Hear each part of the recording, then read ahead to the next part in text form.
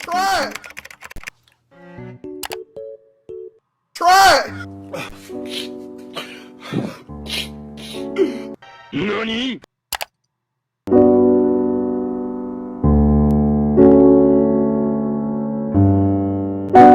As you read the title, I'm here to show you how to edit on Final Cut Pro X. Rich boys, where you at? I'm definitely not running out of ideas. And you have to install Final Cut Pro and oh dang. But you know, however, there is a alternative. Let's go. First, you have to select your clip with a mouse, right? I'm gonna choose and drag it to here. Yada yada yada, don't care. Stop it. Press OK. You really want to zoom in, press Command plus.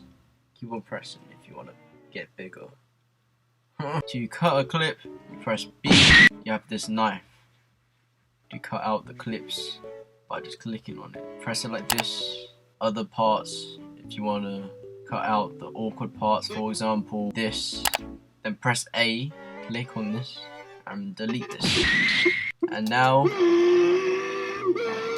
you have like very pro editing, very simple. Your first edit is done. Right, next I'm gonna teach you how to motion track or keyframe. I want to select my clip, which starts from here till, let's say, about here. Press B, click on this, click on this. Sucker! Click on this. Okay, you got this, And go here, click this, and then click this position, and scale all. Right. I'm here focusing on the arm, right? I'm focusing on this arm, right? And to make it zoom in, you press scale all. You move this to look at his arms, right? You know, big old arms, you know. Then press the arrow keys, one at a time, you know. Whenever he moves, I'm gonna follow like this. Do that. For every second, I will, frame, I will like focus like this. Right. Let's see how we do it. See? You see that motion? You see that? Now you have learnt your first ever keyframe. Now, if you want to like focus on the face, I'm gonna start from here. Press B. Click on this and stop from here. Then you do the exact method. Click on transform, position, or you zoom in on his face, then you start following his face. I'm gonna fast forward. Now we've done that, press play. And your motion tracking or keyframing is done. You already approved your your second tip. If you're happy with the things that you're doing, Stop the cap! now you have to watch over 15 minutes out of the pieces, keyframing, yada yada yada. The next tool I am showing you is the following text tool. It's basically similar to the last tool that we done, keyframing. Basically, you're gonna go here and select anything. I'm gonna go with basic because I am basic. Alright, you have your title here, go here. You can type anything you want. I'm just gonna type, hey.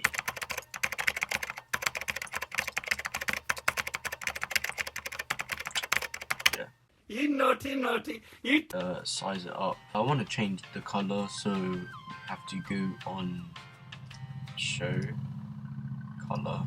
I want to go with black because it's more. Yeah, minus exit. You could add a glow to make it extra stand out. You size it up to make it extra crisp. Also, you need to cut the clip at the end. Delete that, right? Then do the exact same thing basically on the keyframe. If you want to add effects like shaking, like the earthquake effect, you go here, you drag that bad boy on text. Now you have a little bit of shakiness, right? Then how to do the keyframing, you go up here, do the exact same thing, this position, scale all, but this time you don't want to just keep it minimal. Just move it right here, arrow key, just move every single frame. I'm gonna fast forward. I'm just saying is exactly the same step as the last clip that we did. Also, you could rotate it like this using a purple circle.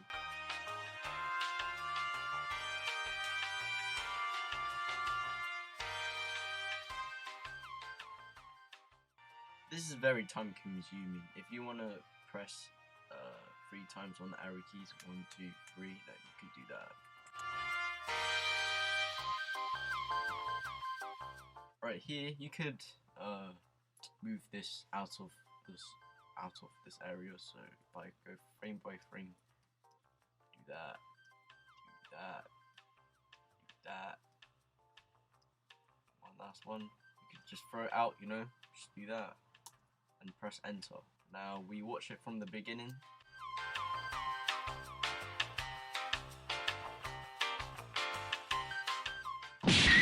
See, you know, that's pretty good. Now you have learnt your third, basically 2.5 minutes. Well, on this final edit, I'm gonna teach you how to do like a reverb sound effect with this clip. Stop the cap. Oh, for God's sake, run out of battery on my mouse. I mean, disconnected from my. Alright, it's back. Never mind, please. My mouse is on the mouse pad with paper mouse pad. Only $100 or £100. Alright, now we're back. So basically, how you do it, I want to select a clip when he said cat. So right here, click that, and I want to end it with P at the end. So yeah, now you have this clip, and click this. Yeah, click and just legit scale all and then zoom out. Yeah, that's what I want to do, right? And this right here, it looks like a reverb or echo effect you want to put in. So go here and type in cat, and then drag that bad boy, this clip, right? Next, you go on here, volume, and now you have to find the cathedral right here. And it says amount, but I really want to go to the max, and let's play it. The cap. You know, that reverb effect. And if I really want to put like a whole reverb right here, you hear a lot of reverb. Oh my. Alright, I am here editing my video as a finishing project. Hopefully you guys enjoy this video. Please leave a like and subscribe to this video. I really put work and effort in this video. I think I spent over like 8 hours editing this video, not like straight. There's like a few try and errors on this video, saving audios, saving whatever it's called. But yeah, hopefully you guys enjoyed this video. However, it doesn't really matter what software you use, because I edit on iMovie on my iPhone. Yeah, I know, it's shocking. No one knows. But it's all up to what you have.